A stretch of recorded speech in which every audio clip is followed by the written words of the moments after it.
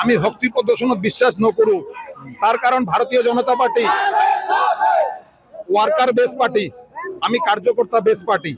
আমি ব্যক্তি নির্মাণ রাষ্ট্র নির্মাণ তার পিছত আমি সেইবোৰত মাথা পুচি কৰো। আমি কিন্তু আশা কৰিছিল যে 500, 1000, 2000 মানুহ হব।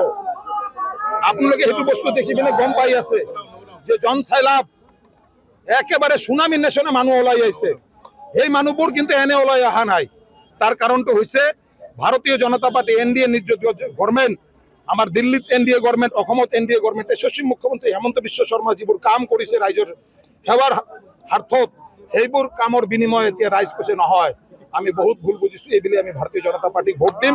আর সেই কারণত দিম যে সরকার ভারতীয় জনতা পার্টির অসমত হবই। এই কারণে আমি সরকারমুখী বিধায়ক। ভোটার আপনাদের একটা বস্তু জানে, আপনাদের সাংবাদিক হয় চতুর্থ স্তম্ভ, ভোটার কিন্তু বন্ধুয়া মজদুর নহয়।